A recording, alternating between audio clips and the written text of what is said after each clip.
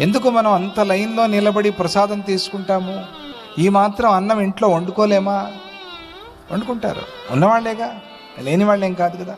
ఎందుకు అనంటే ఈ ప్రసాదం ద్వారా మనం భగవంతుడిని మనస్సులో నింపుకుంటున్నాము, అది ఆలోచన మనకి. అందుకోసం నిలబడేది మనకి ఒక తృప్తి. ఎందుకు ఇవన్నీ చేస్తామంటే భగవంతుడిని పట్టుకోవటానికి. ఏదో ఆ తాపత్రయం మనం భక్తుల్లో చూస్తూ ఉంటాం. ఎందుకంటే ఏదో రకంగా మనకి భగవంతుడు ప్రసన్నుడవుతాడు. మనం ఏం చేస్తున్నాము, ఇప్పుడు మనం చేసే పనిలో భగవత్ స్మరణ ఉంటే వర్క్ ఈజ్ వర్షిప్. ఏ వర్క్లో అయితే భగవత్ స్మరణ ఉంటుందో, ఏ పనినైతే నువ్వు భగవంతుడికి అర్పణగా చేస్తూ ఉన్నావో అటువంటి పని అంతా కూడా వర్షిప్పే. అది మనం గుర్తుపెట్టుకోవాలి. ఊరికే వర్క్ ఈజ్ వర్షిప్ అని కాదు. అలా మనం చేసే ప్రతి పనిలో కూడా భగవంతుడిని స్మరించి చేద్దాం అంతే. అది అప్పుడు భగవంతుడికి ఆరాధన, అర్చన అవుతుంది.